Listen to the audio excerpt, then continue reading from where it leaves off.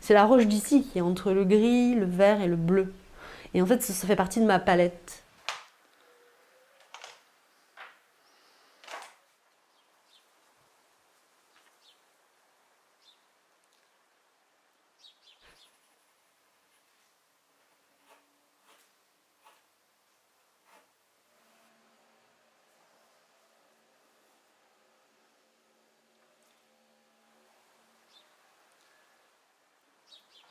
Je commence régulièrement la journée par aller au café. C'est vraiment l'endroit où j'arrive à me concentrer. C'est assez paradoxal, mais le fait qu'il y ait du monde autour et en même temps je suis dans ma bulle.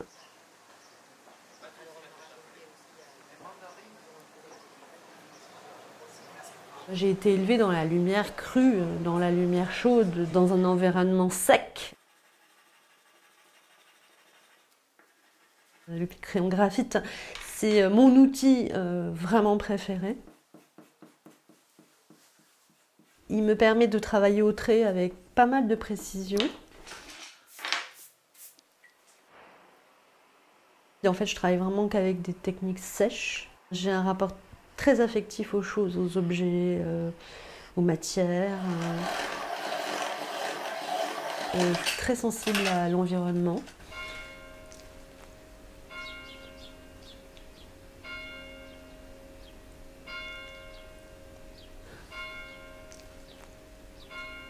J'ai vraiment besoin de cette solitude, cette grande et bonne solitude qui permet d'aller dans un autre espace-temps.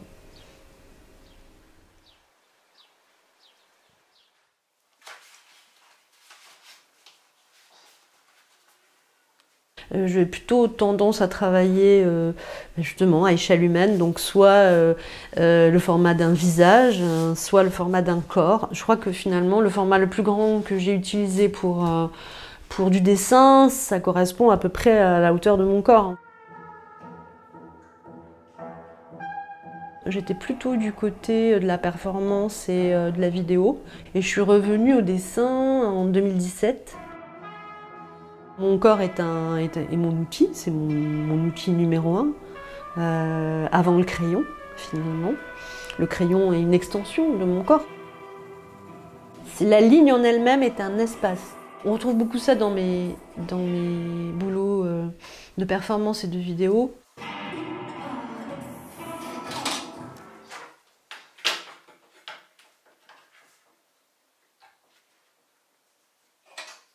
J'ai aussi une thématique essentielle dans mon travail, c'est la question de la peau et de l'épidermique. La peau en tant que interface entre le dedans et le dehors, et puis en tant que contenant, contenu.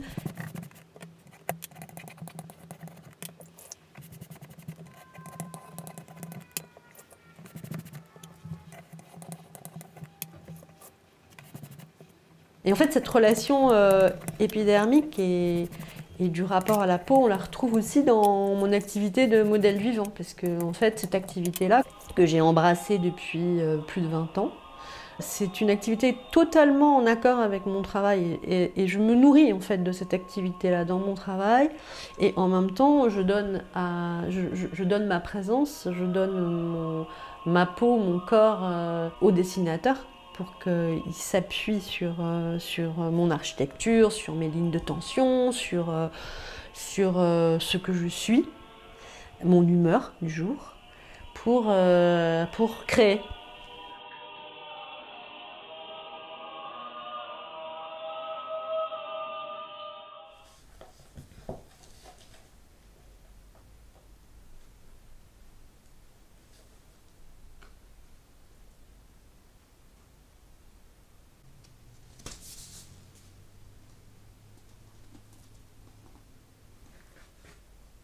Dans mon environnement, j'ai des dessins d'artistes actuels que j'apprécie vraiment.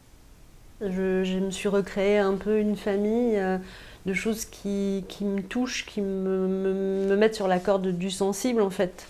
Et parfois, quand je suis en train de dessiner, que je trouve que ce que je fais est pas suffisamment audacieux, je dirais, ou un peu, oui, un peu trop sage, à ce moment-là, je m'arrête et je vais m'immerger dans l'œuvre des autres.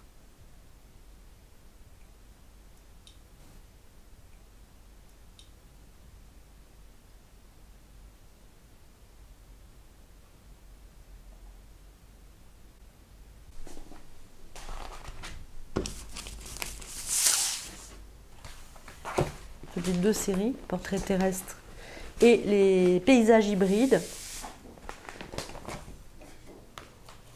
Sur ces 2 séries, je travaille donc des dessins individuels.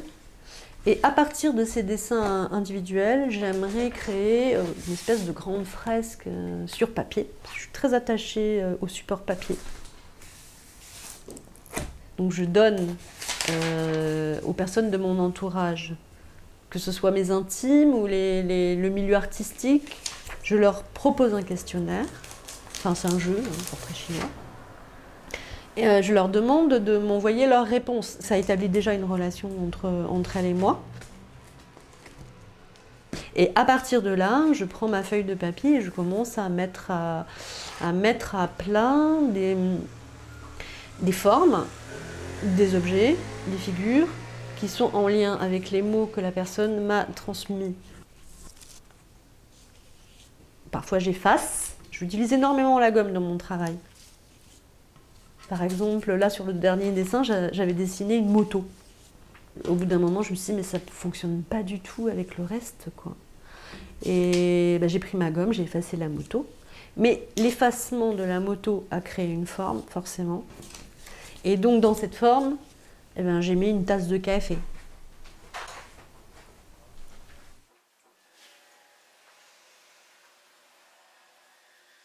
Maintenant, je suis beaucoup plus intéressée par la question environnementale, les pollutions ou les transformations de l'environnement et de soi-même.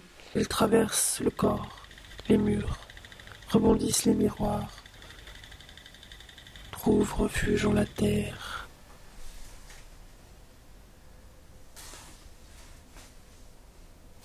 En fait, depuis toujours, je considère que le corps est une île qui prend place dans un archipel, évidemment, parce qu'il ne faut pas oublier les autres.